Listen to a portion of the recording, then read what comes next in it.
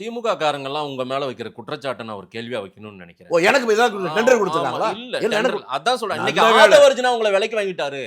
கன்னியாகுமரி அருமனையில வச்சு உங்களை விலை பேசிட்டாரு. அதனாலதான் இப்படி திருச்சி வெளிச்சாமி பேசிட்டு திரும்புறாரு. கேட்கிறவன் கேனையரா இருந்தா எரும மாடு ஏரோப்ளேன் விக்கிற மாதிரி. ஆதவர்ஜுனா யாருன்னு உங்களுக்கு தெரியுமா? சொல்லுங்க. விஜய் தெரியுமான்னு கட்சி விஜய் கட்சியில அவ்வளவுதான்.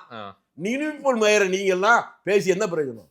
தமிழ்நாட்டினுடைய முதல் ஒரு பெண் எஸ்பி யார்? IPS officer Thilagavathi IPS. ஏன்னா உங்க மாவட்டம் தான், எங்க ஊருக்கார் தான், தர்மபுரியில தான் அது பிறந்து வளர்ந்தது. காவேரிப்பட்டினம். நான் தான் உங்க ஊர் விஷயத்த நான் சொன்னாதான் உங்களுக்கு புரியுது.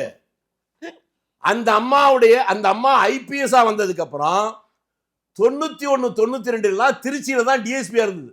அப்ப எனக்கு அவங்ககிட்ட நல்ல அறிமுகம் உண்டு. பல நேரங்களில் பல பிரச்சனைகளுக்காக போய் பேசியிருக்கேன். அவங்க என்ன கூப்பிட்டு பேசியிருக்காங்க, இதெல்லாம் தெரியும். அந்த அம்மாவுடைய தங்கை மகன் தான் இந்த ஆதவர்ஜுனா. இன்னுமா அந்த பையன் என்ன கூப்பிட்டான், நான் பின்னால போவேன். ஐயையோ, உங்களை எல்லாம் எங்கெங்க போய் அடைக்கிறது? அந்த பையன் வயசு என்ன, ஏன் வயசு என்ன?